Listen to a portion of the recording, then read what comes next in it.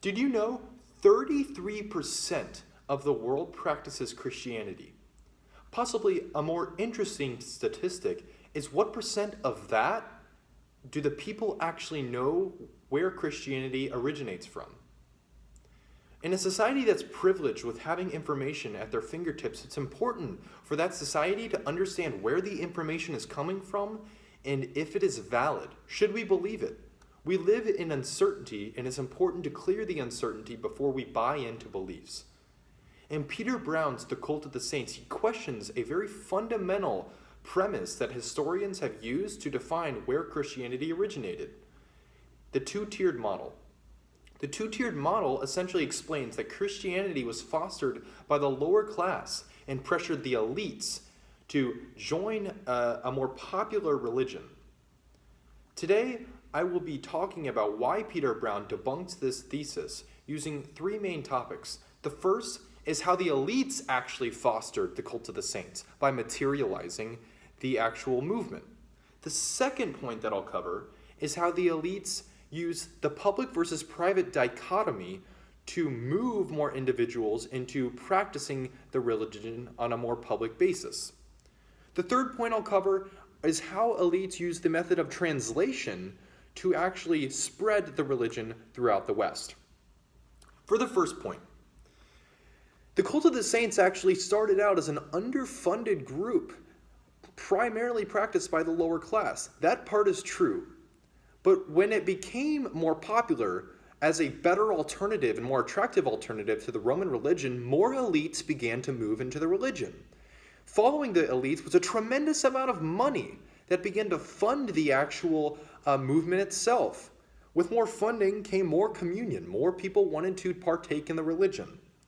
And thus, what Brown describes in The Cult of the Saints and the University of Chicago Press of 1981, the town became the non-town, or the non-town became the town.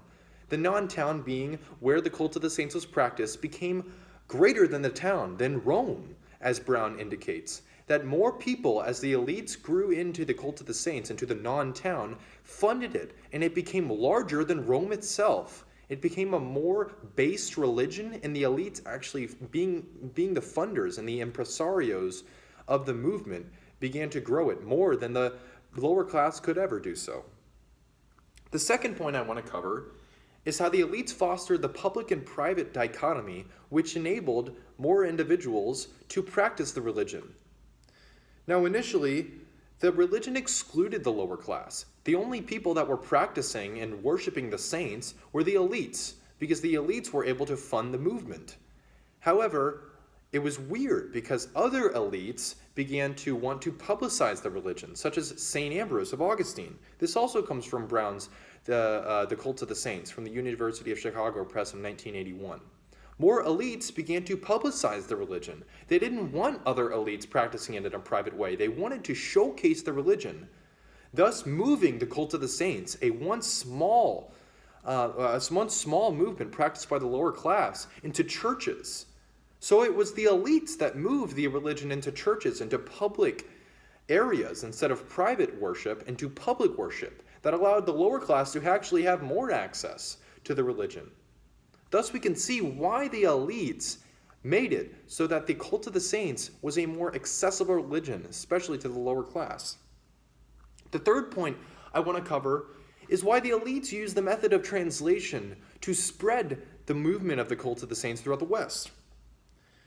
They used translation as Peter Brown talks about, as a method of gifting, the idea of taking body parts of the saints and giving them to other churches to be able to spread the holiness of the saint, thus expanding the essence of the religion to other churches. As more churches became familiar with the saints and gained more slivers of the saints, they began to feel closer to the religion itself, thus expanding it throughout the West. Now, in conclusion, it's important to question authority figures, especially when it comes to historical norms. We must not accept what history tells us to accept. We must continue to test hypotheses and make sure what we're learning is actually true. This applies to everyone, and especially today, in a society where media dominates our biases, and you, people, must understand what it means to be truthful in our articulation of facts.